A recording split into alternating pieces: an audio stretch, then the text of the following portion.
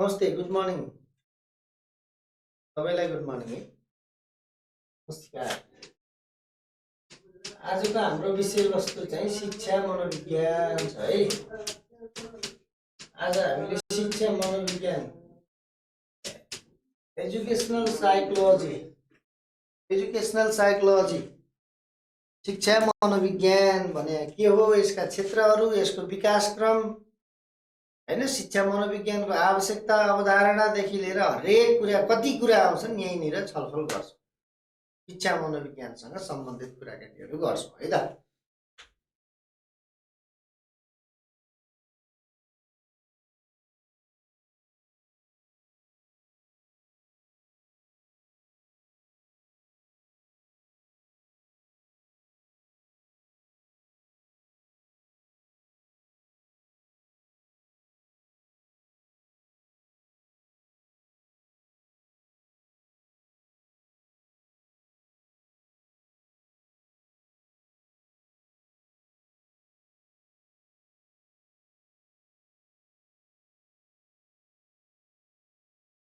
अब शिक्षा मनोविज्ञान भन्ने कुरा आज हाम्रो छलफलको विषय छ है।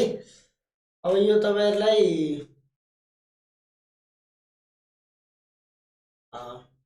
जति चाहिन्छ त्यति कुराकानीहरू चाहिँ हामी यहाँनिर छलफलको विषयमा ल्याउँछौँ। यो शिक्षा मनोविज्ञान भनेको सबैभन्दा पहिला त यो जान्नु जरुरत छ हैन। अब यो शिक्षा प्लस मनोविज्ञान मिलेको छ है। शिक्षा प्लस मनोविज्ञान छ कि छैन? मनोविज्ञान छ नि त। शिक्षा प्लस मनोविज्ञान छ। अब हामीले शिक्षा भने के हो? त्योभन्दा अघिल्लो च्याप्टरै शिक्षा थियो हैन। शिक्षाको अर्थ, परिचय, परिभाषा, कार्य, उद्देश्य, लक्ष्य सबै पढ्यो। अब त्यसो हो भने मनोविज्ञान भने के हो? पहिला मनोविज्ञान भनेको के हो? मनोविज्ञान कहाँ यो शब्दको उत्पत्ति कहाँबाट भयो? मनोविज्ञानको क्षेत्र के हो? के गर्छ यो मनोविज्ञानले हैन? अब यो मनोविज्ञानलाई कसरी परिभाषित गर्ने त? पहिला व्हाट इज साइकोलोजी? है, साइकोलोजी भने के हो त? साइकोलोजी भने के हो त?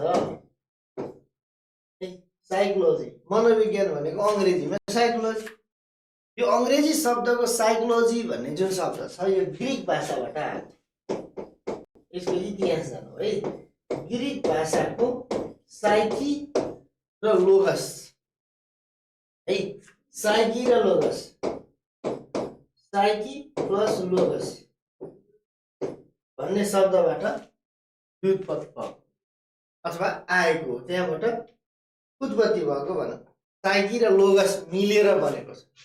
ग्रीक भाषामा साइकी भन्ने एउटा वर्ड छ, अर्को लोगस भन्ने अर्को वर्ड। ग्रीक भाषाको साइकी र लोगस मिलेर अंग्रेजीमा के भयो त?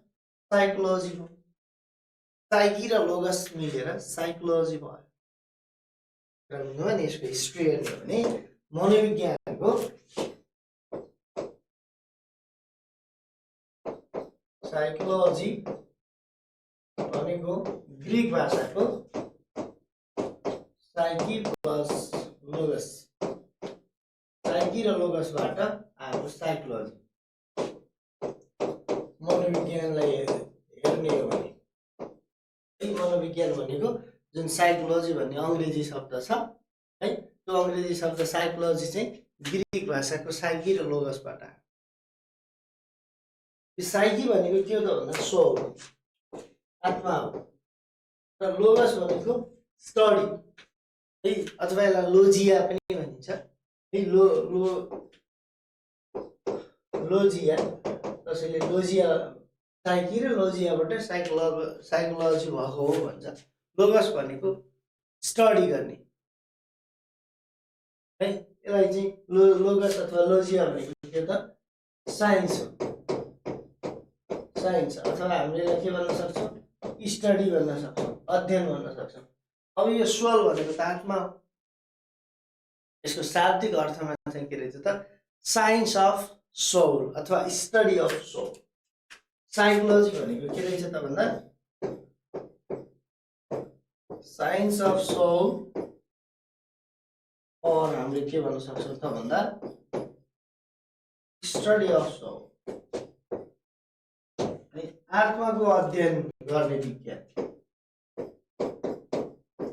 आत्माको विज्ञान है। मनोविज्ञान भनेको आत्माको विज्ञान भनेर यसको शाब्दिक अर्थ चाहिँ हामीले के भन्न सक्छौँ, आत्मालाई पढ्ने एक किसिमको साइन्स रहेछ हैन। आत्माको साइन्स रहेछ नि त साइकोलोजी भन्ने। अब यो साइकोलोजी भन्ने शब्द यसै आएको छैन, यो एउटा दर्शन हो। मनोविज्ञान दर्शनबाट उत्पत्ति भएको। दर्शन भनेको भेरी भेरी भेरी भेग रिजन। दर्शनलाई कसैले पनि यो नै हो भनेर ठ्याक्कै दर्शनलाई परिभाषित गर्छ। जब यो संसारमा जति पनि कुराहरू छन् उत्तर खोज्दै खोज्दै खोज्दै खोज्दै जाँदा उत्तर नै अनुत्तर प्रश्नहरूबाट दर्शन जन्मियो। र यो साइकोलोजी पनि दर्शनबाट उत्पत्ति भएको र विज्ञानको रूपमा विकास भएको एउटा स्वतन्त्र विधा हो है। यसलाई हामीले के भन्न सक्छौँ भन्दा मनोविज्ञान चाहिँ मनोविज्ञान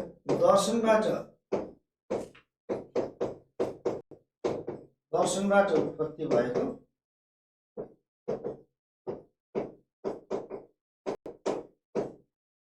र विज्ञानको रूपमा विकास भएको।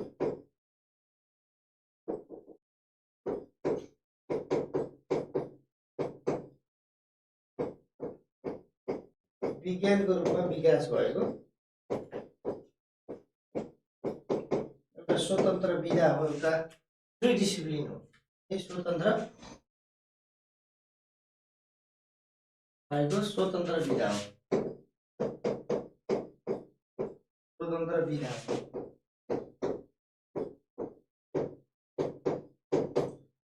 यो डेभलप भयो चाहिँ फिलोसफीबाट ओरिजिनेट भयो र क्रमिक रूपमा विकास हुँदै जाँदा एउटा साइन्टिया अथवा चाहिँ एउटा साइन्टिफिक स्टडीको रूपमा, एउटा विज्ञानको रूपमा, एउटा सत्यको स्टडी गर्ने रूपमा, एउटा चाहिँ हिप अफ द नलेज हैन, ज्ञानको थुप्रोको रूपमा चाहिँ विकास भयो।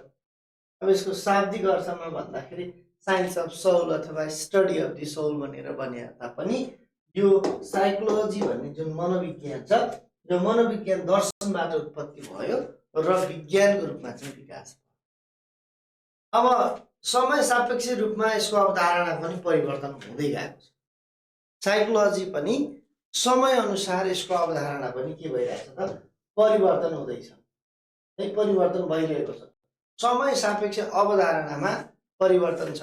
जस्तो तपाईले आमचेव्य भन्ने त सुन्नुभएको छ है, आमचेव्य भन्ने सुन्नुभएको छैन? एउटा कुरा यो जान्नुपर्छ है, आमचेव्य भन्ने त थाहा छ तपाईलाई? आमचेव्य भन्ने थाहा छ थाहा छैन? हो समय सापेक्ष, समय सापेक्ष मनोविज्ञानको अवधारणा, मनोविज्ञानको अवधारणा पनि परिवर्तित छ। मनोविज्ञानको अवधारणा पनि के छ त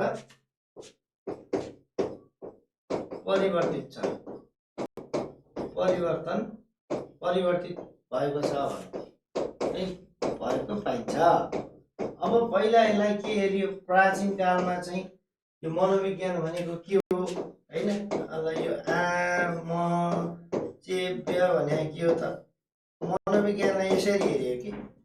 अब मनोविज्ञानलाई कसरी हेरियो भन्दाखेरि मनोविज्ञानलाई आत्माको विज्ञानको रूपमा हेरियो, मनोविज्ञानको विकासक्रम हो है। यसलाई हामीले चाहिँ मनोविज्ञानको के भन्न सक्छौँ त भन्दा यसरी आएको विकासक्रम है। मनोविज्ञानको यो के हो त विकासक्रम, यसको चाहिँ इभोल्युसनरी हिस्ट्री अथवा हामीले चाहिँ हायरर्कीली हेर्दाखेरि मनोविज्ञानको सिफ्टिङ कसरी भइरहेछ यो आउन सक्छ हैन। परीक्षाको दृष्टिकोणले पनि यसको विकासक्रमको सही अर्डर कुन छ भनेर आउँछ, विकासक्रमको सही अर्डर कुन छ भनेर सोध्नु। अब आत्माको विज्ञानको रूपमा हेरियो, यो प्राचीन कालमा चाहिँ मनोविज्ञान भनेको के रहेछ भन्दाखेरि आत्माको विज्ञानको रूपमा हेरियो, आत्माको विज्ञानको रूपमा हेरियो। यो कहाँ कति कुन कालमा हेरियो त भन्दा प्राचीन कालमा यो भनेको मनोविज्ञान भनेको चाहिँ आत्मासँग सम्बन्धित छ, आत्मीय ज्ञानसँग सम्बन्धित छ। आत्माको विज्ञानको रूपमा स्वीकार गरे। यो स्वीकार गर्ने एरिस्टोटलहरू, प्लेटोहरू, डेमोक्रिटस, प्लेटो, अरिस्टोटल जस्ता विद्वानहरूले चाहिँ आत्माको विज्ञानको रूपमा के गरे, स्वीकार गरे। अब त्यस पछाडि मन मस्तिष्कको रूपमा आयो। मन मस्तिष्कको विज्ञानको रूपमा है। त्यसपछि आत्मालाई सेटिस्फाई हुन सकेन। आत्मा के हो, आत्मा कहाँ छ, कस्तो हुन्छ भन्ने उत्तरै छैन। कसले देखाएको छ आत्मालाई, हैन? आत्माको अध्ययन गर्ने विज्ञान भयो, आत्माको विज्ञान भयो। त्यसो भए त आत्मालाई त पढ्नु पर्यो नि त। आत्मासँग सम्बन्धित रियल नलेज त ल्याउनु पर्यो। त्यो आत्मा के हो, आत्मा कहाँ रहन्छ भन्ने कुरा अनुत्तरित भइसकेपछि, आत्माको बारेमा कसैलाई चाहिँ ज्ञान नभइसकेपछि अब यसको चाहिँ अर्को अवधारणा आयो, मन वा मस्तिष्कको। यो भनेको मध्ययुगमा, यो भनेको मध्ययुग 500 देखि 1500 सन है। मध्ययुग सनमा सन् 500 देखि 1500 को समयावधिमा यसको अवधारणाको विकास मन वा मस्तिष्क। अब यहाँ के आयो, यो कान्टहरू, टिस्नरहरू हैन, डेस्कार्ट्सहरूले यो अपूर्ण भयो क्या। यो चाहिँ अब यिनीहरूले स्वीकार गरे, त्यसपछि अपूर्ण भयो। किनभने मस्तिष्कको अध्ययन गर्ने विज्ञान भनेको त शरीर विज्ञान, मस्तिष्क भनेको त शरीरको एउटा पार्ट हो।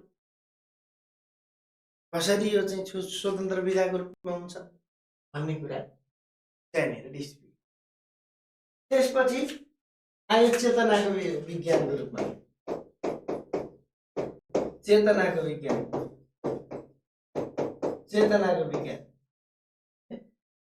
विज्ञानको रूपमा आयो। यसले कहिलेसम्म राज गर्यो त भन्दा 1500 देखि 1900,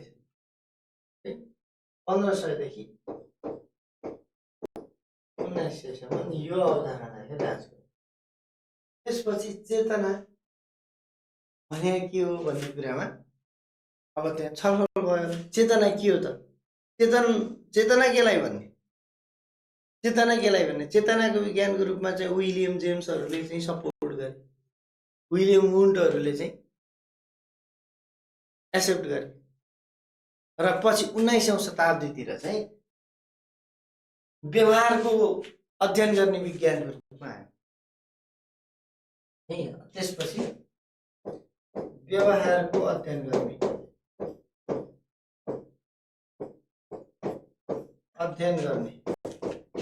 विज्ञानको रूपमा आयो। यो विज्ञानको रूपमा आयो 19औं शताब्दीमा चाहिँ आयो। 19औं शताब्दीमा व्यवहारको अध्ययन गर्ने यो अवधारणा, वास्तविक अवधारणा के रहेछ, मनोविज्ञान भनेको व्यवहारको अध्ययन गर्ने विज्ञान रहेछ। मनोविज्ञान अरू केही पनि होइन रहेछ, एउटा व्यवहारलाई हेर्ने कुरा रहेछ भनेको वास्तविक अर्थ हो। यो पनि 1908 पछि विकसित भएको धारणा। व्यवहारको अध्ययनको बारेमा चाहिँ कसले ल्याएको यो अवधारणा भन्दा जेबी वाटसनले व्यवहारको विज्ञानको रूपमा चाहिँ के गरे, परिभाषित।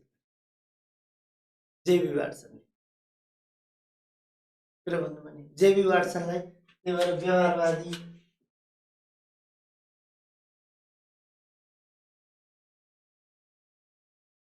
यो स्वीकार गरेको कसले हो त, भन्दाखेरि जेबी वाटसन।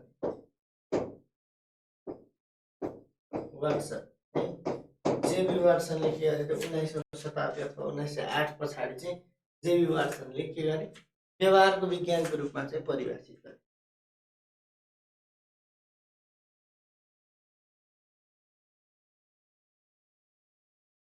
यति कुरा यसको विकास क्रमलाई हेर्यो। पहिला चाहिँ आत्माको विज्ञानको रूपमा आयो है, आत्माको अध्ययन गर्ने विधा हो मनोविज्ञान भनेको भन्ने कुरा। त्यसो भए आत्मा के हो, आत्मा कहाँ छ भन्ने जस्ता कुराहरू आए। त्यो कुराले गर्दाखेरि त्यो अनुत्तरित भयो। त्यसपछि मन मस्तिष्कको कुरा आयो। मन मस्तिष्क भनेको यो मन मस्तिष्क भनेको त शरीरको, मस्तिष्क भनेको त शरीरको एउटा अङ्ग हो, पार्ट हो।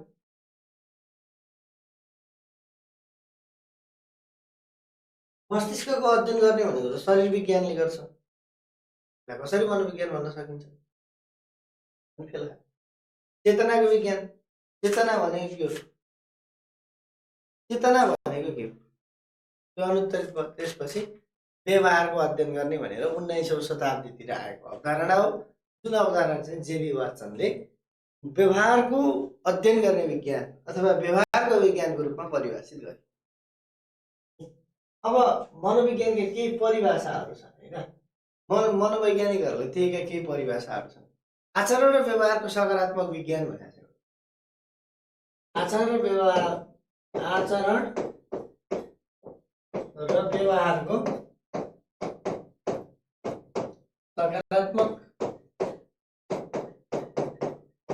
सकारात्मक विज्ञान भनेको छ। सकारात्मक विज्ञान भनेको आचरण र व्यवहारको सकारात्मक विज्ञान नै के हो त? मनोविज्ञान। एउटाले भनेको छ व्यवहारको सकारात्मक विवरण भनेको छ। व्यवहारको सकारात्मक विज्ञान,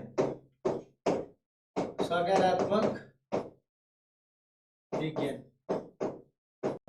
यस्तो कुरा गरे। व्यवहारको सकारात्मक विज्ञान वातावरणसँग व्यक्तिका क्रियाकलापहरू अध्ययन गर्ने विज्ञान हो भन्छ। वातावरणसँग सम्बन्धित, अर्कोले भन्छ वातावरणसँग सम्बन्धित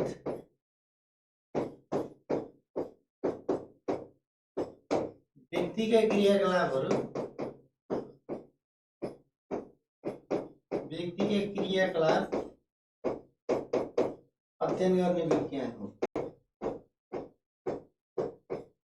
अध्ययन गर्नु मनोविज्ञान हो भन्छ। एउटाले भन्छ आचरणको र व्यवहारको सकारात्मक विज्ञान हो, अर्कोले भन्छ होइन व्यवहारको सकारात्मक विज्ञान हो भन्छ, अर्कोले वातावरणसँग सम्बन्धित व्यक्तिका क्रियाकलापहरू अध्ययन गर्नु भन्छ, अर्कोले भन्छ व्यवहार र अनुभवको विज्ञान हो भन्छ।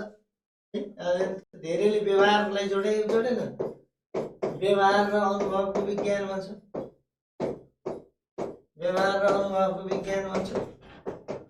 अब कसले भनेको छ, अब यिनका चाहिँ नाम जान्नु पर्यो। कसले भनेको छ व्यवहार र अनुभवको विज्ञान भनेको छ?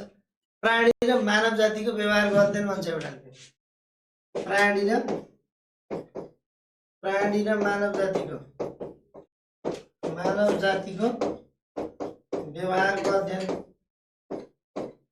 व्यवहारको अध्ययन भन्छ मर्गनले।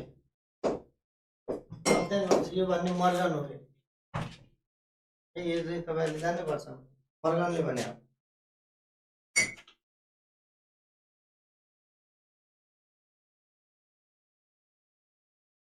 बुझ्नुभयो? अब यिनीहरूको नाम जान्नु। यो कसले भन्यो?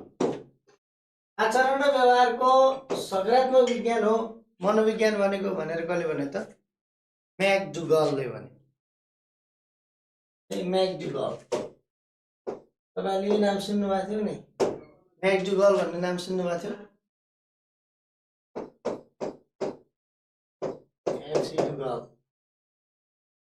डुगल व्यवहारको सकारात्मक विज्ञान हो भनेको छ। व्यवहारलाई मात्र जोड्ने भनेको त वाटसन हो। वाटसन कौन वाटसन? विलियम वाटसन होइन, जेबी वाटसन हो है।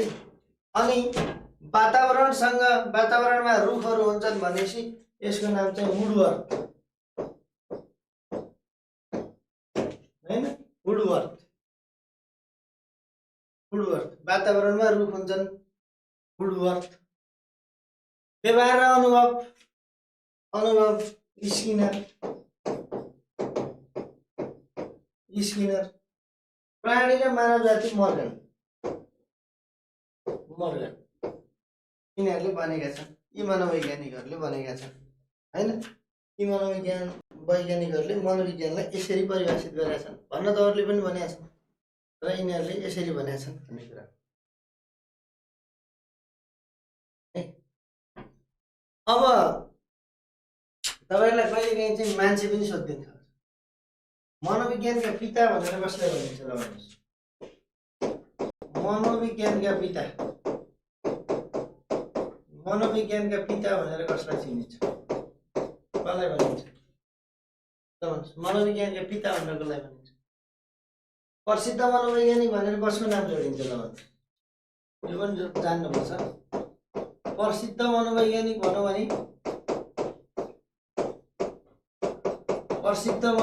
भनौँ भने कसको नाम लेख्ने, कसलाई चिनिन्छ? व्यवहारवादी मनोविज्ञानका पिता भनौँ भने व्यवहारवादी मनोविज्ञानका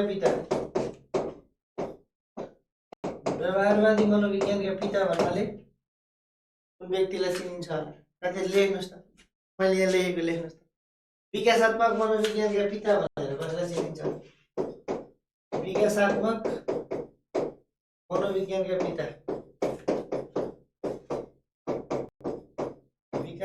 मनोविज्ञानका पिता बा भनेर कसलाई भनिन्छ है? कति नम्बरको लेख्नु पर्छ तपाईँले मायाजी? 1 2 3 4 लेख्छु है।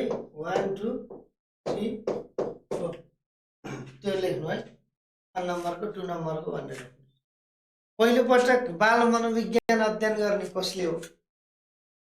पहिलो पटक बाल मनोविज्ञान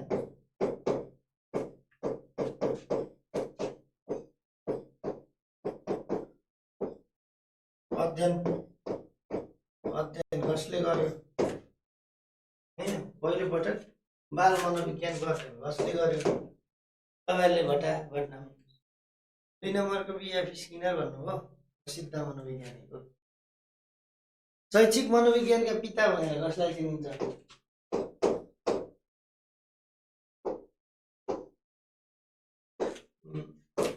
शैक्षिक मनोविज्ञानका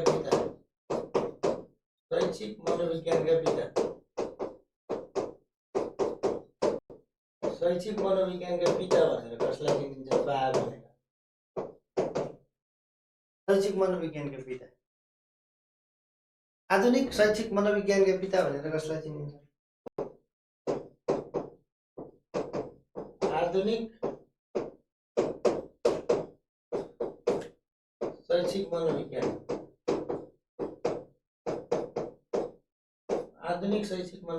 पिता।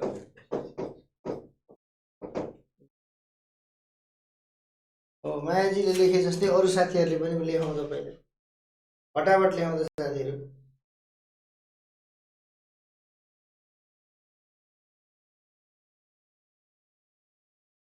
फटाफट लेखौँ। 7 नम्बरको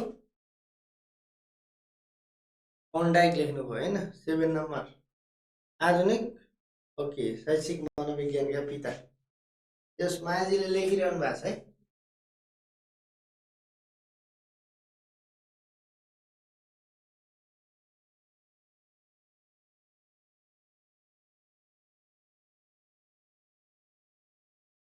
मनोविज्ञानका पिता, प्रसिद्ध मनोवैज्ञानिक, व्यवहारवादी मनोविज्ञानका पिता, विकासात्मक मनोविज्ञानका पिता, पहिलो पटक बाल मनोविज्ञान अध्ययन गर्ने, त्यसैगरी शैक्षिक मनोविज्ञानका पिता, आधुनिक शैक्षिक मनोविज्ञानका पिता भनेर कसलाई चिनिन्छ? लेख्नुहोस् फटाफट, अलि फास्ट लेख्नु। मायाजीले मात्रै भन्नुभएको छ, अरू साथीहरू कहाँ जानुभयो?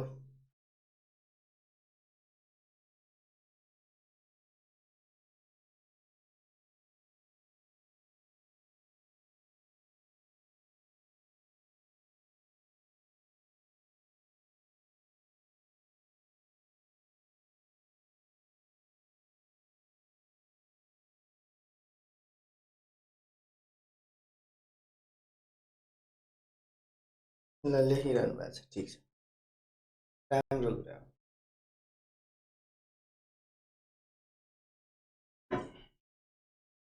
ल मनोविज्ञानका पिता भनेर कसलाई चिन्छ? विलियम वुन्ट है, मनोविज्ञानका पिता भनेर कसलाई चिनिन्छ? विलियम वुन्टलाई। प्रसिद्ध मनोवैज्ञानिक भन्ने बित्तिकै स्किनरको नाम आउँछ है, प्रसिद्ध मनोवैज्ञानिक भन्ने। अब व्यवहारवादी भन्ने बित्तिकै त तपाईँले पक्कै पनि बिर्सिनुहुन्न, लानुहोस् है। जस्तै यहाँ मायाजीले लेख्नु भएको छ, अरूको त लेख्नु भएको छ, तर यही व्यवहारवादी मनोविज्ञानको छुटाउनु भएको छ कि जेबी वाटसन हो नि त होइन, वाटसन होइन, वाटसन। अनि विकासात्मक मनोविज्ञानका पिता भनेर पियाजेलाई चिनिन्छ। पियाजे, जिन पियाजे, जहाँ पियाजे जीवन हुन्छ, पियाजे। पहिलो पटक बाल मनोविज्ञानलाई अध्ययन गर्ने पनि पियाजे। तर धेरै ठाउँमा तपाईँले चार्ल्स डार्विन देख्नुहुन्छ होला होइन, पियाजे। पहिलो पटक बाल मनोविज्ञान अध्ययन गर्ने पनि को त? पियाजे नै हो, पियाजे। शैक्षिक मनोविज्ञानका पिता भनेर जोन हार्वर्डलाई भनिन्छ। जोन हार्वर्डलाई भनिन्छ। प्रसिद्ध मनोवैज्ञानिक भनेर चाहिँ स्किनरलाई भनिन्छ भने आधुनिक शैक्षिक मनोविज्ञानका पिता भनेर थर्नडाइकलाई,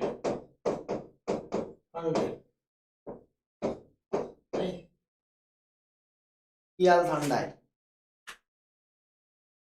यति कुरा भयो।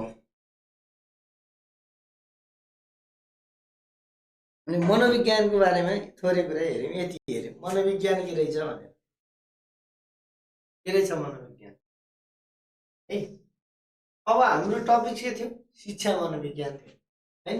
अब शिक्षा मनोविज्ञान भनेको अब हेरौँ त, मनोविज्ञान भनेको त्यति बुझेपछि शिक्षा मनोविज्ञानलाई अब बुझ्न सजिलो हुन्छ, एजुकेसनल साइकोलोजीलाई अब बुझ्न सजिलो हुन्छ। किनकि हामीले शिक्षा भनेको जानेछौँ, त्योभन्दा अगाडि शिक्षा भनेको के हो भन्ने कुरा त पढिसक्यो। अब भर्खरै मनोविज्ञान पनि के रहेछ भन्ने कुरा मोटामोटी कल्ली हेर्छु है। अब यो मनोविज्ञानको एउटा शाखाको रूपमा विकास भएको। शिक्षा मनोविज्ञान भनेको मनोविज्ञानको एउटा शाखा हो, मनोविज्ञानको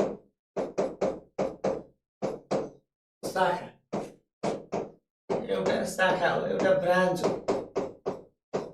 मनोविज्ञानले सबै चिजलाई हेऱ्यो, व्यवहारको अध्ययन गर्यो। अब यो शिक्षा मनोविज्ञान, शिक्षाले एउटा व्यवहार हेर्ने हैन, सबै व्यवहार त हेर्न सक्थ्यो। मनोविज्ञानलाई एउटा त्यसका धेरै ब्रान्चेसहरू मध्येको एउटा ब्रान्चेस भनेको शिक्षा मनोविज्ञान। शिक्षा मनोविज्ञानको सुरुवात गर्ने चाहिँ रुसो हुन्। रुसोले प्रकृतितर्फ फर्क भनेको छ। बालक एउटा किताब हो, एउटा पुस्तक हो जसको पाना पाना शिक्षकले अध्ययन गर्नुपर्छ भन्ने त्यही रुसो होइन हो। अब त्यो शिक्षा मनोविज्ञानको सुरुवात चाहिँ रुसोबाट भयो। शिक्षा मनोविज्ञानको सुरुवात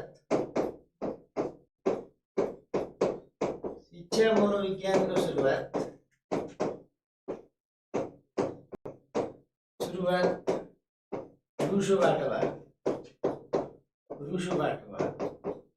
हैन। शिक्षाहरू केही होइन, बानीहरूको निर्माण हो भन्ने रुसो होइन। बालक एउटा खुल्ला किताब हो जसको पाना पाना शिक्षकले अध्ययन गर्नुपर्छ भन्ने कुरा यही रुसो नै हो। यो चाहिँ सन् 1900 मा यो मनोविज्ञान एउटा शाखाको रूपमा थियो भने 1920 पछि छुट्टै विधाको रूपमा आयो। यो एउटा चाहिँ सन् 1900 सम्म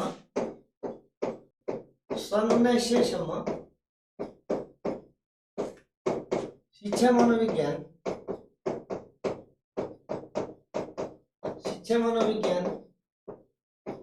एउटा शाखाको रूपमा थियो, एउटा मनोविज्ञानको शाखाको रूपमा रहेको थियो।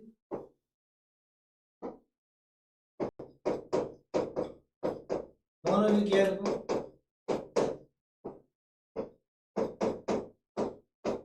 शाखाको रूपमा थियो, तर पछि सन् 1920 बाट यसपछि छुट्टै विधाको रूपमा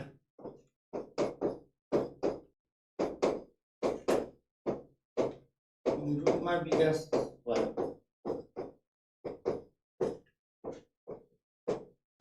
पहिला चाहिँ यसलाई मनोविज्ञानको एउटा शाखाको रूपमा हेरिन्थ्यो, एउटा ब्रान्चको रूपमा हेरिन्थ्यो भने पछि होइन, शिक्षा मनोविज्ञानलाई चाहिँ त्यो ब्रान्च होइन, यो छुट्टै शाखा हो, यो यसको चाहिँ छुट्टै ब्रान्च, त्यस्तो एउटा चाहिँ कसैको ब्रान्च चाहिँ होइन, यो छुट्टै एउटा डिसिप्लिन हो, एउटा छुट्टै विधा हो भनेर 1920 पछि आयो। यो प्रायोगिक आँगा हो, यसको सैद्धान्तिक आधार भनेको शिक्षा र मनोविज्ञान। शिक्षा मनोविज्ञानले मनोविज्ञानका सिद्धान्तहरूलाई शिक्षामा प्रयोग गर्छ। के गर्छ त भन्दाखेरि शिक्षा मनोविज्ञानले के काम गर्छ त, मनोविज्ञानले मनोविज्ञानका सिद्धान्तहरूलाई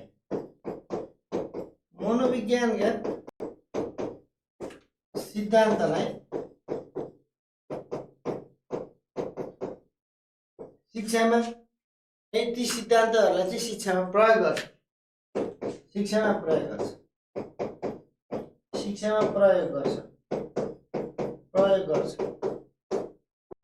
त्यसैले यो एउटा प्रायोगिक आँगा हो। शिक्षा मनोविज्ञान के हो त, प्रायोगिक आँगा हो। मनोविज्ञान प्रायोगिक आँगा हो,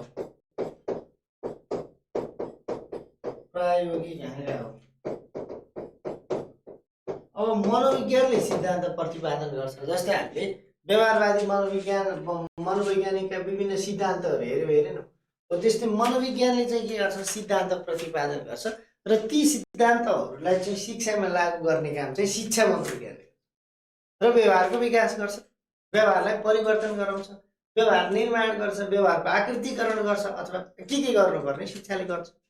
र शिक्षा मनोविज्ञान भनेको चाहिँ यसको सैद्धान्तिक आधार है, यसको सैद्धान्तिक आधार भनेको शिक्षा मनोविज्ञानको शिक्षा र मनोविज्ञान हो, यो दुईटा मिलेको छ।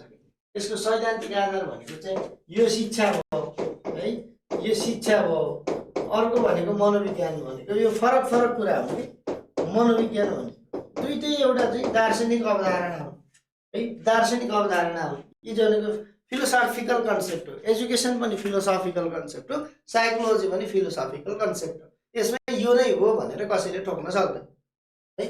अब जब यी दुईटा फिलोसफिकल एक्सपेक्टहरू एक आपसमा इमर्ज हुन्छन् अथवा मर्ज हुन्छन्, पार्सियल्ली अथवा होल्ली इमर्ज हुन्छन्, आर्किमिडिजले भने जस्तै है, अब यी दुईटा चाहिँ के हुन्छन् त भन्दा एक आपसमा यिनीहरूको तालमेल भइसकेपछि एउटा चाहिँ यस्तो रूपरेखा दिन्छ। हो, यो बिचको भाग जुन छ नि, शिक्षाका कुरा र मनोविज्ञानका कुराहरू जहाँ चाहिँ पोइन्टिङ हुन्छन्, यही हो शिक्षा मनोविज्ञान, यही हो शिक्षा मनोविज्ञान। अघि शिक्षा र मनोविज्ञान मिलेर के भने त भन्दाखेरि यो शिक्षा मनोविज्ञान भन्ने मनोविज्ञान। अब यहाँ के काम हुन्छ त भन्दा यता मनोविज्ञान छ, अब यहाँ मनोविज्ञानमा भएका सिद्धान्तहरू है, मनोविज्ञानमा भएका सिद्धान्तहरू शिक्षाले व्यक्तिको व्यवहारमा लागू गरिदिन्छ शिक्षाको माध्यममा। यही शिक्षा मनोविज्ञानको सैद्धान्तिक आधारलाई हेर्ने हो भने,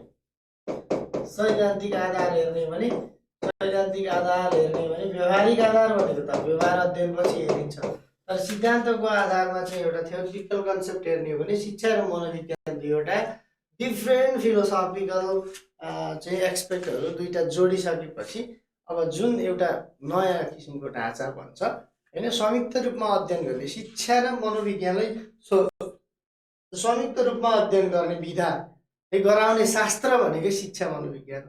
शिक्षा मनोविज्ञान त सन् 1920 पछाडि त के भएको छ, एउटा स्वतन्त्र विधाको रूपमा आएको छ होइन। यसले के गर्छ भन्दा शिक्षा र मनोविज्ञानलाई स्वतन्त्र रूपमा अध्ययन गराउने, यो शिक्षा र मनोविज्ञानलाई स्वतन्त्र रूपमा अध्ययन गराउने एउटा स्वतन्त्र रूपमा अध्ययन गराउने विधा अथवा शास्त्र है। शिक्षालाई शिक्षा र मनोविज्ञानलाई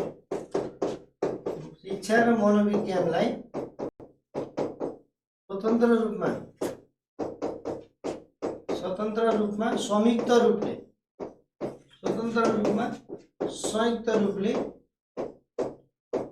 अध्ययन गर्ने शास्त्र नै के हो त? यो शिक्षा मनोविज्ञान हो। अध्ययन गर्ने शास्त्रलाई के भनिन्छ? शिक्षा मनोविज्ञान भनिन्छ। शिक्षा मनोविज्ञान भनिन्छ। मनोविज्ञान भने के रहेछ त भन्दाखेरि शिक्षा र मनोविज्ञानलाई स्वतन्त्र रूपमा, फेरि शिक्षाको इन्फ्लुएन्स पनि बढी नहुने, मनोविज्ञानको इन्फ्लुएन्स पनि बढी नहुने, स्वतन्त्र रूपमा उनीहरूको आफ्नो जे जति छ त्यसको रूपमा संयुक्त जोइन्ट स्टडी गर्ने मनोविज्ञानलाई हैन र शिक्षालाई संयुक्त रूपले अध्ययन गर्ने शास्त्रलाई चाहिँ के भनिन्छ? शिक्षा मनोविज्ञान भनेर भनिन्छ। शिक्षा मनोविज्ञान एउटा व्यावहारिक हाँगा पनि हो। शिक्षा मनोविज्ञान शिक्षण सिकाइ क्रियाकलापसँग सम्बन्धित छ है। नर्मली शिक्षा मनोविज्ञान चाहिँ केसँग सम्बन्धित छ त भन्दा शिक्षा मनोविज्ञान चाहिँ शिक्षण सिकाइ क्रियाकलापसँग सम्बन्धित छ। शिक्षण सिकाइ क्रियाकलापसँग सम्बन्धित। अब यो कुराहरु चाहिँ सम्बन्धित छ। किन? ल हेरौँ। शिक्षा मनोविज्ञानले के गर्छ? मनोविज्ञानलाई पनि अध्ययन गर्छ, शिक्षालाई पनि अध्ययन गर्छ। र मनोविज्ञानले प्रतिपादन गरेका सिद्धान्तहरू सिकाइको माध्यमबाट व्यक्ति हुँदै व्यक्तिको व्यवहारमा परिवर्तन ल्याउने काम भनेको शिक्षा मनोविज्ञानको। अब त्यो मनोविज्ञानले उत्पादन गरेका दर्शन सिद्धान्त हामीले नियम जे भने पनि त्योलाई प्रयोग गराउने, त्यसलाई व्यवहारमा उतार्ने वे भनेको के हो? डेलिभरेसन हो। त्यो डेलिभरेसन गर्ने भनेको केसँग सम्बन्धित छ? शिक्षाको डेलिभरेसन भनेको शिक्षण हो है। शिक्षाको प्रसारण भनेको त शिक्षणबाट हो। शिक्षाको प्रसारण भनेको शिक्षण हो। त्यसैले शिक्षा मनोविज्ञान चाहिँ शिक्षण सिकाइ क्रियाकलापसँग सम्बन्धित छ। अब शिक्षा मनोविज्ञानले के गर्छ? त्यो हो हैन? यसको क्षेत्र के हो?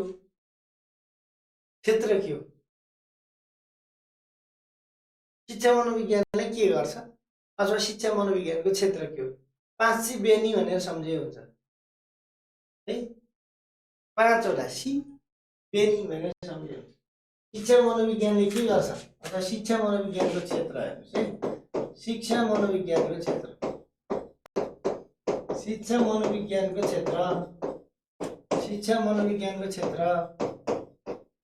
के हो त भन्दा 5 सी बेनी भनेर सम्झिने। 5 सी बेनी भनेर सम्झिने। बे भनेको व्यक्तित्व, नि भनेको निर्देशन।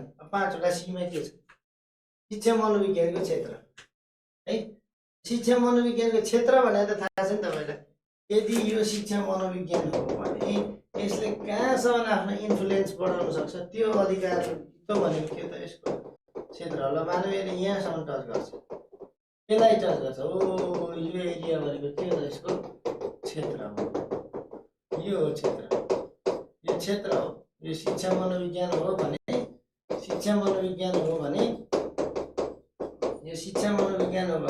क्षेत्र भनेको यसले कहाँसम्म आफ्नो काम गर्न सक्छ, कहाँसम्म आफ्नो प्रभाव जमाउन सक्छ।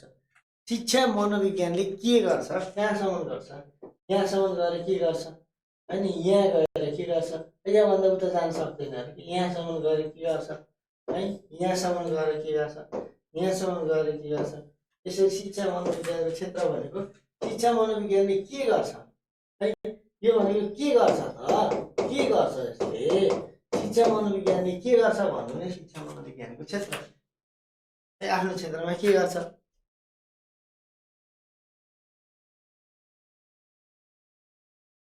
के गर्छ?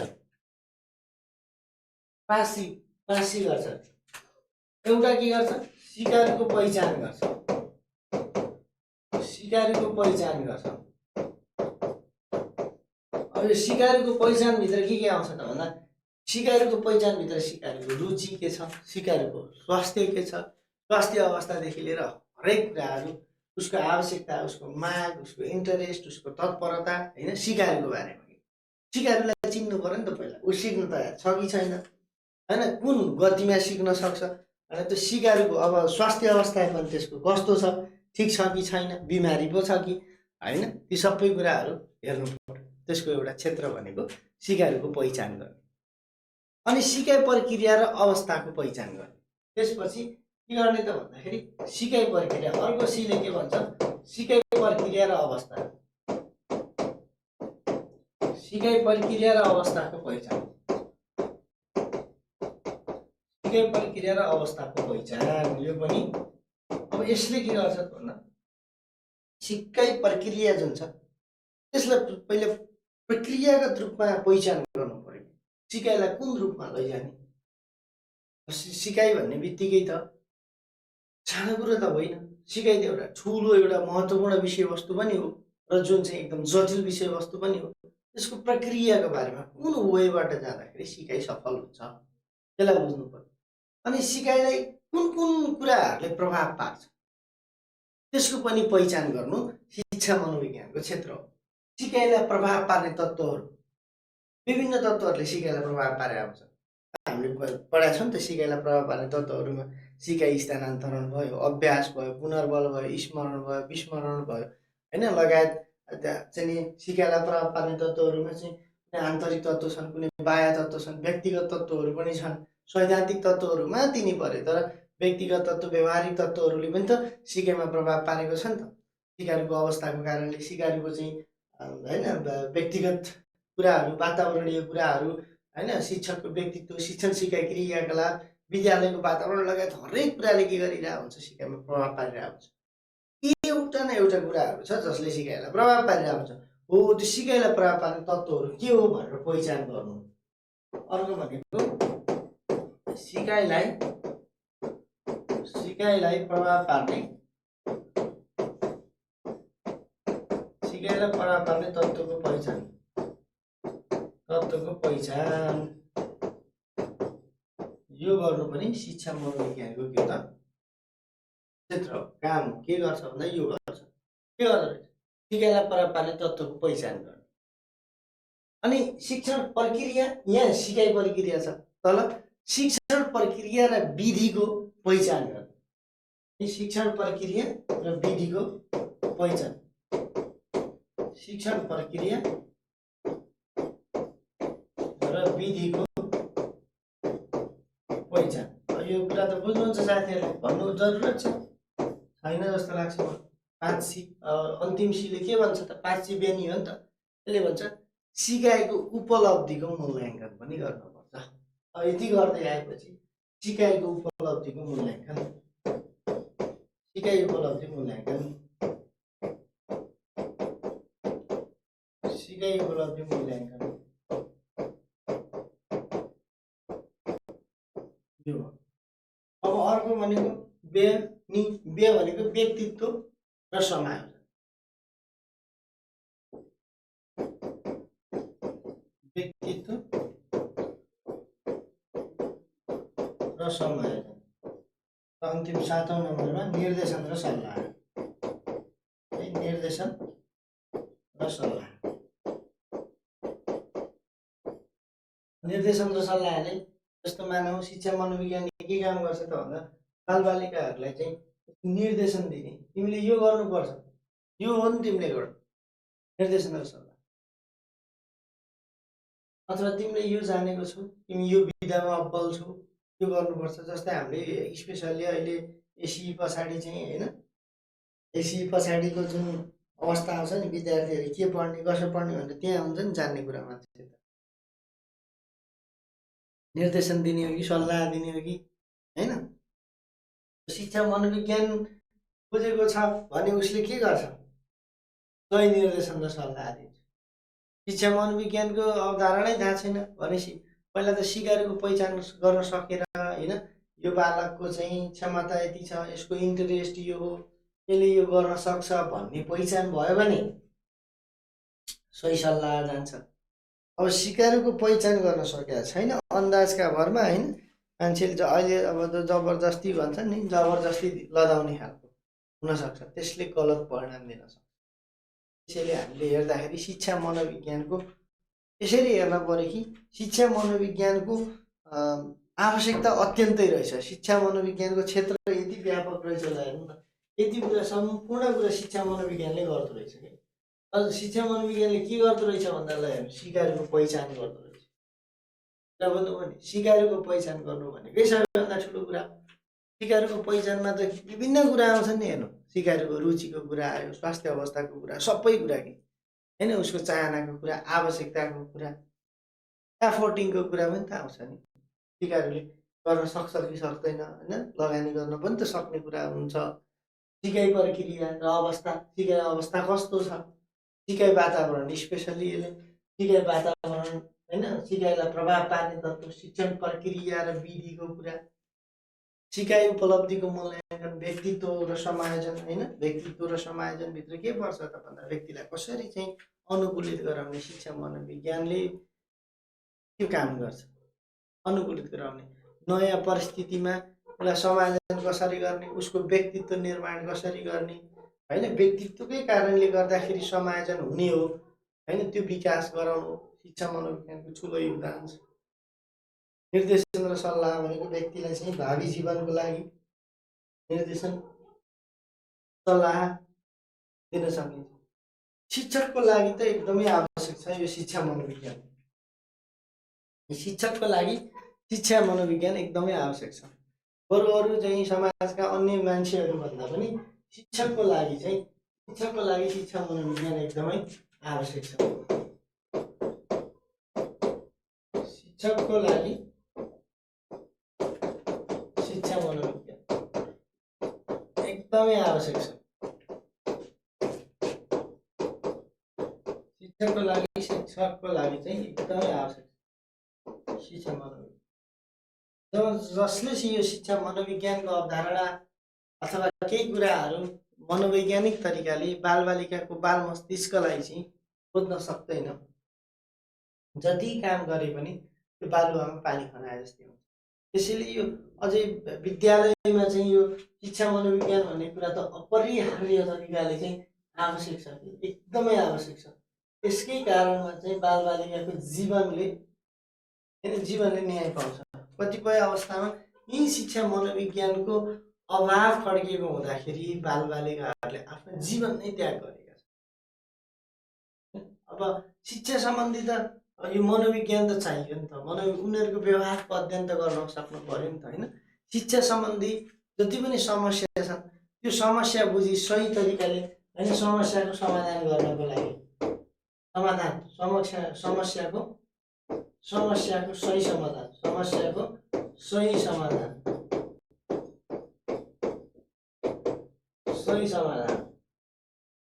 गर्नलाई यो शिक्षा मनोविज्ञान शिक्षकको लागि आवश्यक। जस्तै कुनै ठाउँमा मैले यस्तो सुनिन्छ देखिन्छ कि जस्तो शिक्षकको काम हो नि त, जस्तो फर इक्जाम्पल तपाईहरुलाई के चाहिँ बुझ्न जरुरत छ भने शिक्षक भनेको विद्यालयमा हुने चिज हो हैन। विद्यालयमा अथवा विद्यालय बाहिर शिक्षक भनेको शिक्षासँग सम्बन्धित उसले त्यो वातावरण बुझेको हुन्छ। ल मानौ यो शिक्षा मनोविज्ञानको एउटा असरलाई मैले तपाईहरुलाई उदाहरण सहित प्रस्तुत गर्छु। एकजना विद्यार्थीमा समस्या आयो, मानौ विद्यालयमा एकजना विद्यार्थीलाई समस्या आयो र यो काउन्सिलिङ गर्नको लागि एकजना शिक्षकले यसलाई काउन्सिलिङ गरिरहनु भएको छ है, यसलाई काउन्सिलिङ गरिरहनु भएको छ। अब शिक्षा मनोविज्ञानको आवश्यकता यही हो कि अब यसलाई समस्या परेको थियो, यो समस्याको सही समाधान गर्न सक्नु पर्यो नि त है, सही समस्याको समाधान गर्न सक्नु पर्यो। अब यसको घटनावृत्त हैन, घटना अध्ययन गर्ने हो कि अथवा यसको समस्यामै कार्यमूलक अनुसन्धान गर्ने, त्यो शिक्षकले गर्ने काम, त्यो टिचरले गर्छ। अब यहाँ विद्यालयमा के हुन्छ भन्दा कहिलेकाहीँ चाहिँ यो यस्ता केही नामका हुन त होइनन् ती हैन, ढङ्ग त हुँदैन, कसैमा होला कसैमा नहोला आफ्नो ठाउँमा छ।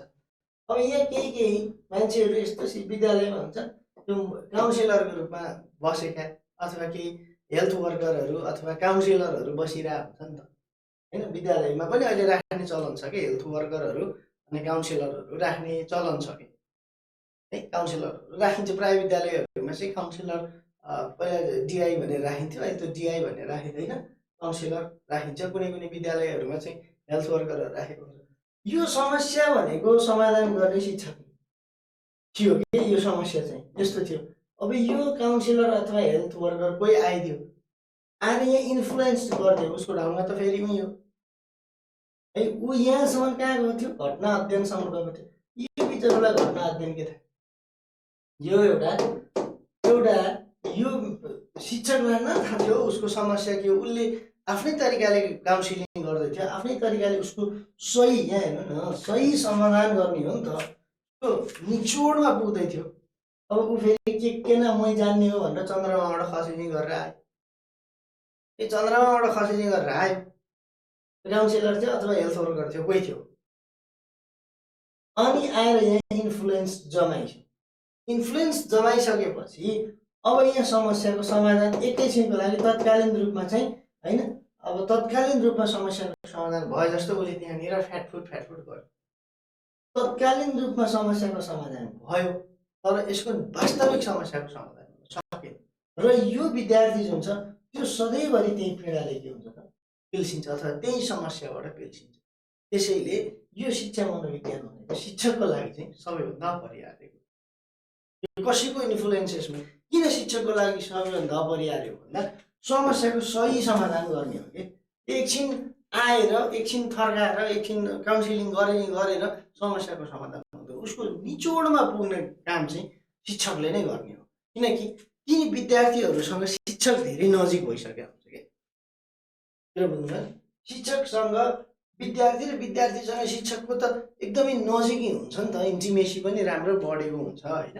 एउटै परिवारको जस्तो हुन्छ नि त उनीहरू, उसलाई थाहा हुन्छ। अब अर्को बाहिरी मान्छे आएर तत्कालीन समस्या समाधान त गर्ला तर सधैँभरिको लागि हुँदैन। त्यसैले शिक्षकको लागि चाहिँ के छ त, यो मनोविज्ञान एकदमै आवश्यक छ है। सही समस्याको सही पहिचान गर्नु पर्यो र त्यसलाई सही तरिकाले समाधान गर्नु पर्यो। त्यसै तरिकाले गर्दाखेरि दुर्घटना हुन्छ। अनि विद्यार्थीको प्रकृति थाहा पाउनको लागि विद्यार्थीको प्रकृति थाहा पाउन है, विद्यार्थीको प्रकृति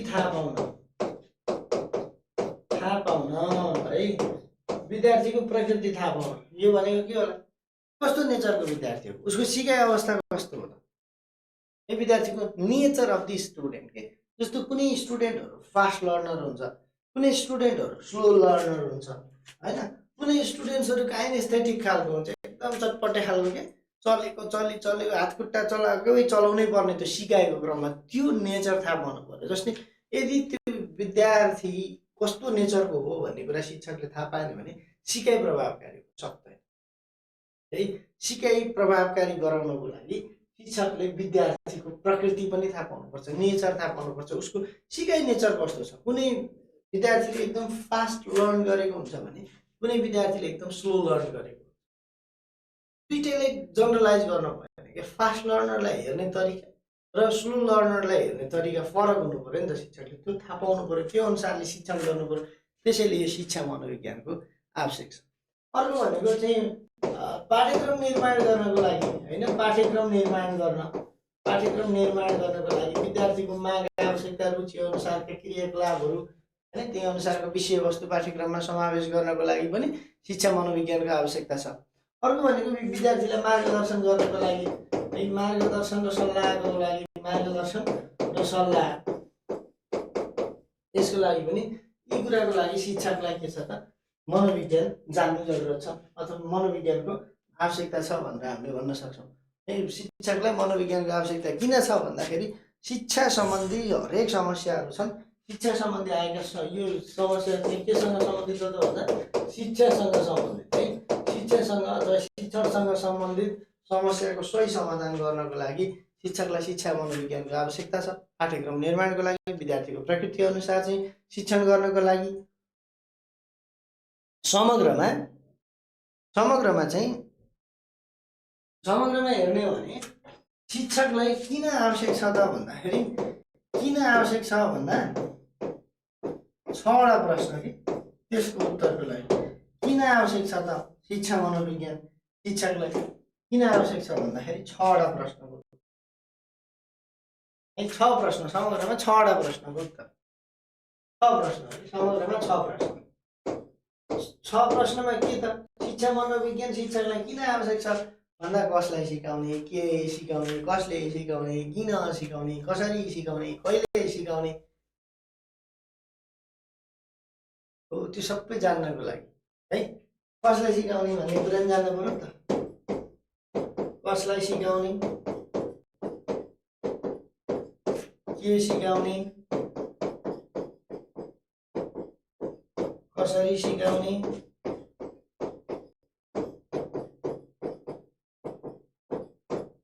कसरी सिकाउने किन सिकाउने है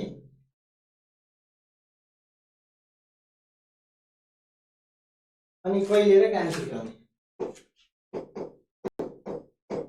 कहिले सिकाउने कहाँ सिकाउने हो यो सबै जान्नको लागि सबैको लागि शिक्षा मनोविज्ञानको आवश्यक छ तपाईँहरूलाई एउटा भनाइ थाहा छ प्लेटोले भनेको एउटा असल शिक्षकले विद्यार्थीको प्रकृति बुझ्नुपर्छ हामीले त्यो परिभाषा पढ्दाखेरि पनि भने प्लेटले एक प्लेट भनेको थिएन हामीले हैन एक असल शिक्षकले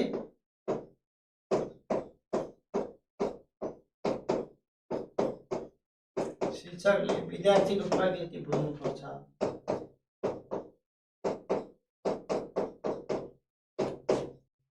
विद्यार्थीको प्रकृति बुझ्नुपर्छ भनेर कसले भनेको थियो प्लेटो प्लेटोले भनेको थियो एक प्लेट भनेर सम्झेको थियो त होइन र शिक्षाको परिभाषा पढ्दाखेरि एक प्लेट चाउमिन एक प्लेट मोमो एक प्लेट के एक शिक्षकले एउटा विद्यार्थीको चाहिँ सबै प्रकृति बुझ्नुपर्छ भन्ने कुरा जान्नुपर्छ यदि यो शिक्षा मनोविज्ञानले के काम गर्छ शिक्षा र मनोविज्ञान बीचको चाहिँ कुराकानी यही नै हो अब हामीले यो पाठमा अर्को विषयवस्तु गर्छौँ ग्रोथ र डेभलपमेन्ट वृद्धि र विकास अब हामीले कुरा गर्छौँ वृद्धि र विकास वृद्धि र विकासको ग्रोथ एन्ड डेभलपमेन्ट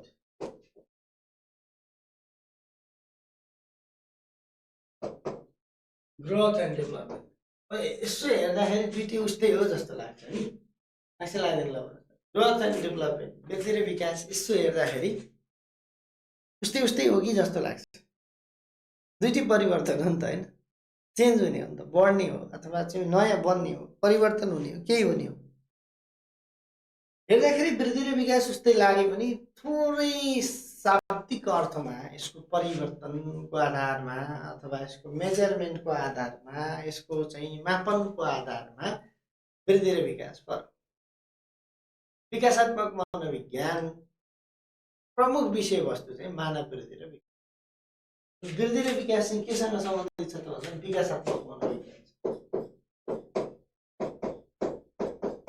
विकासात्मक मनोविज्ञानसँग विकासात्मक मनोविज्ञानसँग सम्बन्धित छ जस्तो हामीले अघि शिक्षा मनोविज्ञान भने जस्तो विकासात्मक मनोविज्ञानको एउटा शाखा हो जसले वृद्धि र विकासलाई हेर्छ विकासात्मक मनोविज्ञानको प्रमुख विषयवस्तु भनेकै यही के हो त वृद्धि र विकास विकासात्मक विज्ञानले के गर्छ त मनोविज्ञानले मानवमा देखा पर्ने विकासात्मक परिवर्तनहरू र ती परिवर्तनलाई प्रभाव पार्ने तत्त्वको अध्ययन गर्छ विकासात्मक मनोविज्ञानले के गर्छ शिक्षा मनोविज्ञानले त्यो गर्दो रहेछ विकासात्मक मनोविज्ञानले के गर्छ त भन्दा मानवमा देखा पर्ने विकासात्मक परिवर्तनहरू मानवमा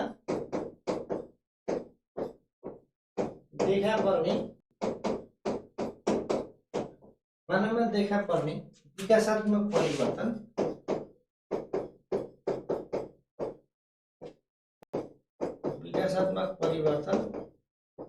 र त्यस्ता परिवर्तनलाई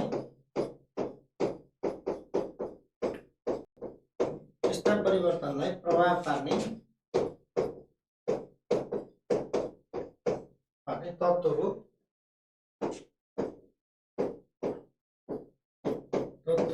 अध्ययन गर्छ। के गर्छ विकासात्मक मनोविज्ञानले यो काम गर्छ। के गर्छ त भन्दाखेरि यो गर्छ के गर्छ मानवमा देखा पर्ने विकासात्मक परिवर्तन र ती परिवर्तनहरूलाई प्रभाव पार्ने तत्त्वहरूको बारेमा अध्ययन गर्छ है। हर्लकका अनुसार चाहिँ विकासात्मक मनोविज्ञानका 6वटा उद्देश्य छन्। तपाईले ती उद्देश्यहरू जान्दा पनि राम्रो हुन्छ। एउटा विकासात्मक अवस्थाबाट अर्को विकासात्मक अवस्थामा जाँदा हुने परिवर्तन पत्ता लगाउनु भनेकै यसको विकासात्मक मनोविज्ञानको उद्देश्य हो। हर्लकले विकासात्मक मनोविज्ञानका उद्देश्य 6वटा भने यसका विकासात्मक मनोविज्ञानका उद्देश्यहरू छैन। हर्लकका अनुसार चाहिँ विकासात्मक मनोविज्ञानका उद्देश्यहरू विकासात्मक मनोविज्ञानका उद्देश्य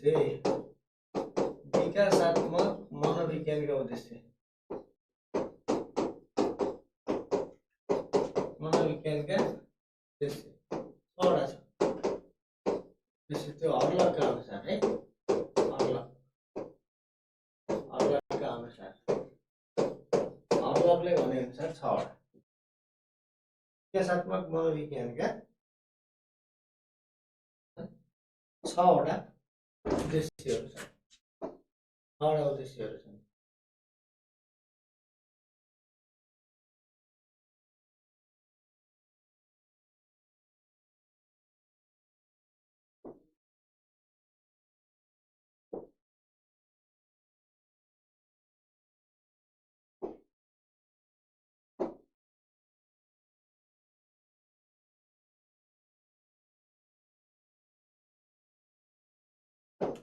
एउटा के त भन्दा एउटा विकासात्मक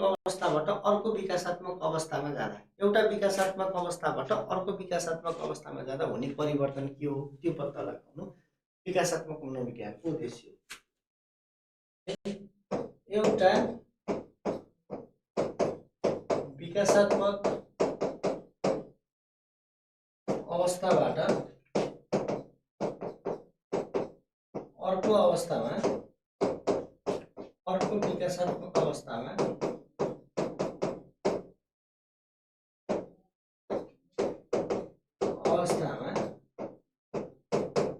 जाँदा हुने परिवर्तन पत्ता लगाउनु।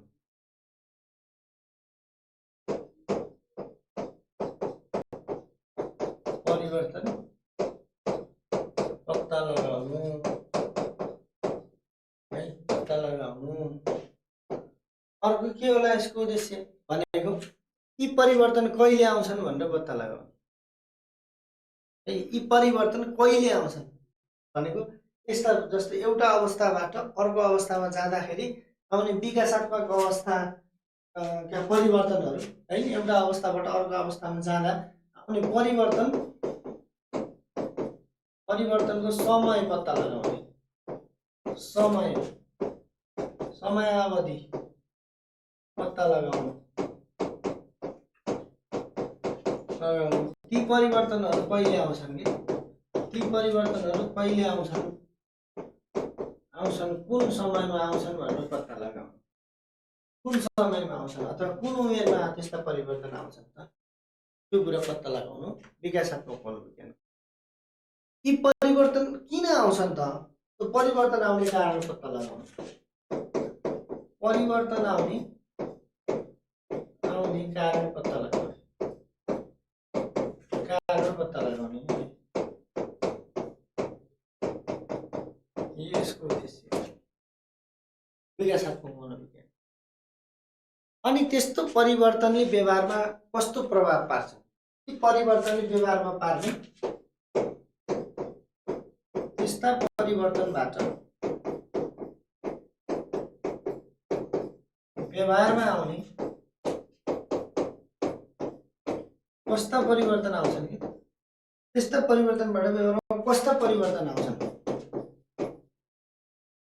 सरी त्यस्ता परिवर्तनहरूबाट व्यवहारमा आउने प्रभाव कस्तो प्रभाव पार्छ व्यवहारमा त्यस्ता परिवर्तनबाट व्यवहारमा कस्तो प्रभाव पर्छ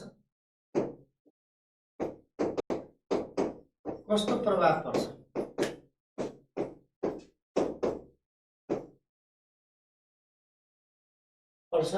भनी पत्ता लगाउनु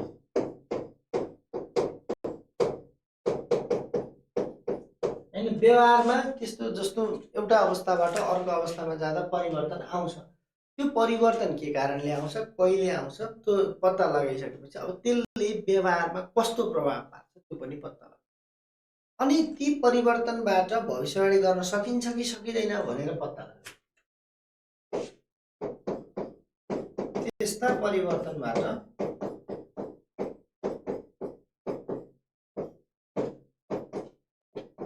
भविष्यवाणी गर्न सकिन्छ वा सकिँदैन पत्ता लगाउनु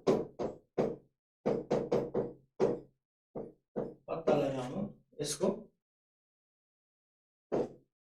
उद्देश्य जस्तो पछाडि आउने कुराहरू अनि ती परिवर्तनहरू व्यक्तिगत हुन् कि सर्वमान्य हुन् त्यो पनि पत्ता लगाउनु हैन ती परिवर्तनहरू सबैमा हुन्छन् कि कुनै व्यक्ति विशेषमा हुन्छन् त्यो पनि पत्ता लगाउनु ती परिवर्तनहरू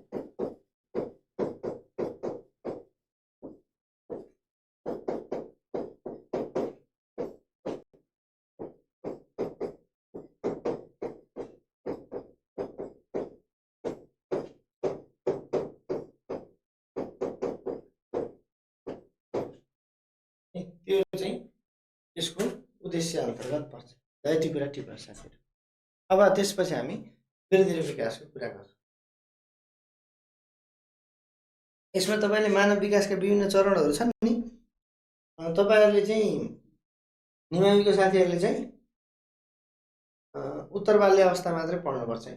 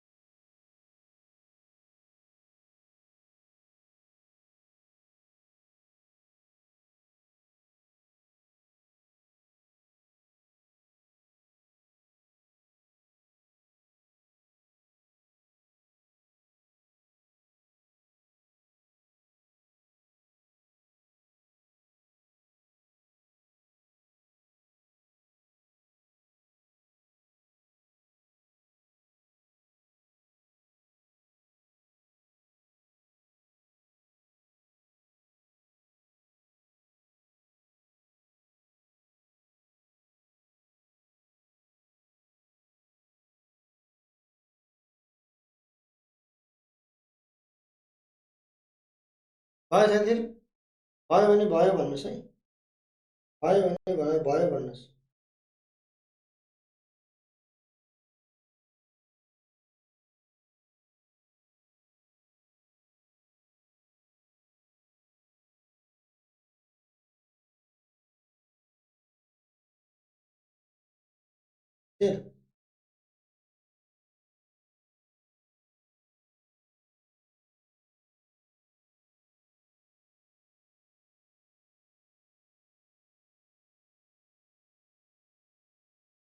अनि वृद्धि विकास पढ्न बाँकी छ तपाईँले पहिला यति कुराहरू भ्याउनु पर्यो यी कुराहरू भ्याउनु भयो टिप्नु भयो सबै चिजहरू यति चिज पढ्नुभयो भने अब हामीले मानव वृद्धि र विकासको कुराकानी गर्छौँ है त मानव वृद्धि भनेको के हो मानव विकास भनेको के हो अनि वृद्धि र विकास बीचको फरक अनि तिनी विकासात्मक चरणहरू हैन मानव विकासका विकासात्मक चरणहरू छन् नि त हर्लकले दिएका 10वटा चरणहरू कुन कुन चरण कति वर्षमा आउँछ भनेर यसो मोटामोटी जान्न पर्यो हैन अब यहाँ मानव वृद्धि र विकास भनेको छ अब उत्तर बाल्य अवस्था मात्रै पढेर हुँदैन है कहिलेकाहीँ तपाईँलाई चाहिँ मानव विकासका विभिन्न चरणहरू छन् नि यी चरणहरूबाट पनि प्रश्न आउँछ, किनकि त्यो विकास मानव विकासभित्र परे हो नि त। मानव विकासका चरणमा चाहिँ जस्तै त्यो त हामीले चाहिँ विकासभित्र परिन्छ नि त। हर्लकका अनुसार 10वटा चरणहरू, जो गर्भावस्था, नवजात, शैशव, प्रारम्भिक उत्तर, होइन, यौवन अवस्था, अनि किशोरावस्था, प्रारम्भिक वयस्क, मध्य अवस्था र वृद्ध अवस्था गरेर 10वटा अवस्थाहरू छ। अब त्यसमा तपाईँहरूले यता लाइसेन्सको लागि चाहिँ होइन यौवन अवस्था र किशोरावस्था पढ्यो भने छ, होइन। अनि चाहिँ आएर माविको लागि चाहिँ तपाईँहरूले किशोरावस्था र यौवन अवस्था, किशोरावस्था पढेपछि अनि माविको लागि चाहिँ उत्तर बाल्य अवस्था पढ्नुपर्छ। त्यो उत्तर बाल्य अवस्था भनेको 6 देखि 12, होइन, 6 देखि 12। केटीहरूमा चाहिँ 6 देखि 11, केटाहरूमा चाहिँ 6 देखि 12 वर्षको उमेरमा। त्यसमा आउने कस्ता परिवर्तनहरू हुन्छन्, होइन, अनि तिनीहरूका बारेमा पढ्नुपर्छ। एउटा कुरा, उत्तर बाल्य अवस्था त पढ्नै पर्यो। अब पहिला सुरुमा त हामीले विकासात्मक मनोविज्ञानकै कुरा गर्नु पर्यो। विकासात्मक मनोविज्ञान अन्तर्गत वृद्धि र विकास भनेका त के हुन्छ? वृद्धि र विकास भनेका प्रमुख विषयवस्तु हुन्। अब वृद्धि भनेको के हो, विकास भनेको के हो, वृद्धि र विकासको अन्तर सम्बन्ध के छ, फरक के छ, अनि त्यसपछि आएर मानव विकास अध्ययनका विधिहरू पनि पढ्नुपर्ने हुन्छ, मानव विकासका विशेषताहरू पनि पढ्नुपर्ने हुन्छ, होइन। त्यो लगायत हामीले उत्तर बाल्य अवस्थालाई पनि पढ्नुपर्ने हुन्छ।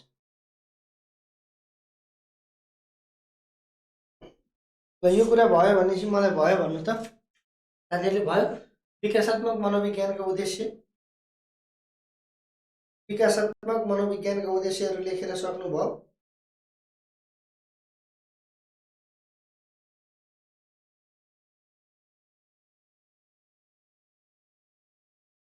लो साथीहरू, सक्नुभयो कि भएन भनेको?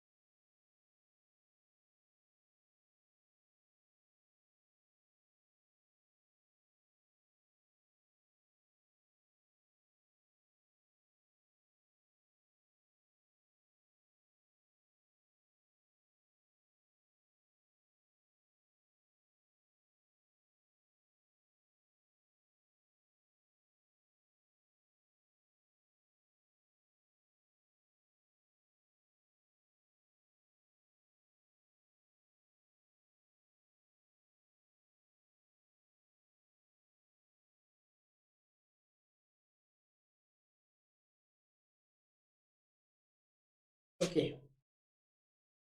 साथीहरू, सब निदा जस्तो छ है। मैले यो लेखेर भ्याउनु भयो कि नै भनेर सोध्दैछु क्या तपाईँहरूलाई। यो लेखेर भ्याउनु भयो? यो लेखेर भ्याउनु भयो भने अगाडि बुझाउँ, बढौँ भनेको मैले। भ्याउनु भयो कि भएन?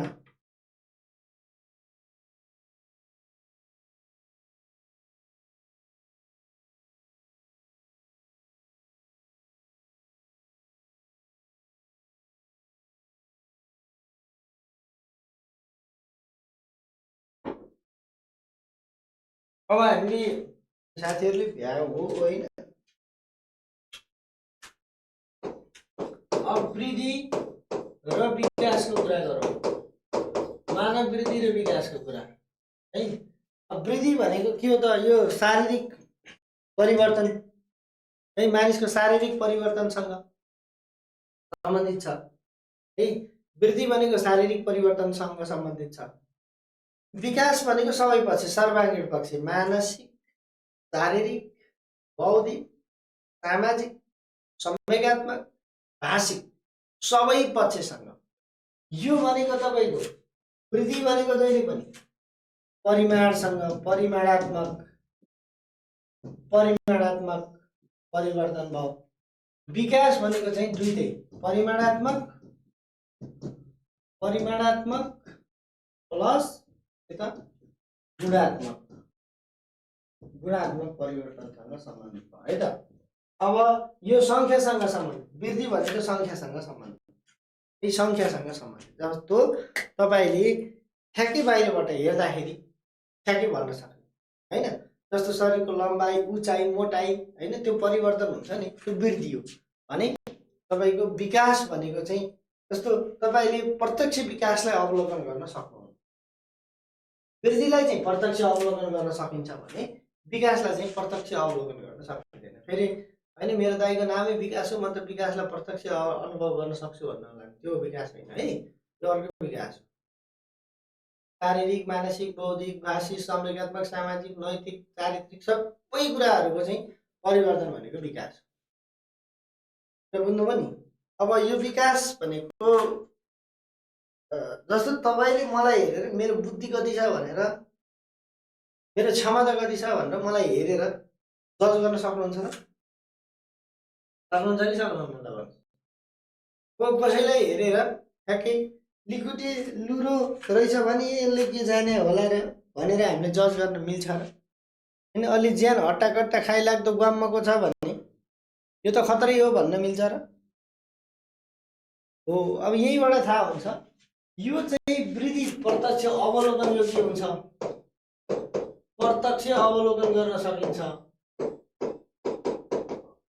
अवलोकन गर्न सकिन्छ भने विकास प्रत्यक्ष अवलोकन गर्न सकिन्छ। प्रत्यक्ष अवलोकन हुँदैन, हुँदैन। किन हुँदैन? मान्छेलाई हेरेर यसको बुद्धि कति छ भन्ने थाहा हुन्छ, हुँदैन।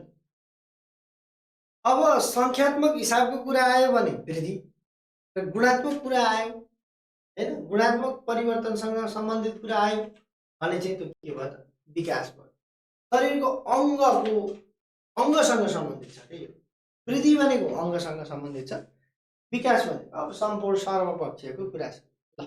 अब यो मानव वृद्धि र विकास अनि विकासात्मक मनोविज्ञानमा चाहिँ मानव विकासका विभिन्न चरणहरू, हर्लकले भनेका 10वटा चरण र उत्तर बाल्य अवस्थाको बारेमा चाहिँ हामी भोलिको कक्षामा चाहिँ पढ्छौँ। यो आज चाहिँ अहिले फेरि समय अधगिल्दो हुन्छ होइन, त्यही भएर मैले तपाईँहरूलाई त्यो चाहिँ भोलि एकैपटक भन्छु है। आजलाई यति नै गरौँ। जय होस् सबै।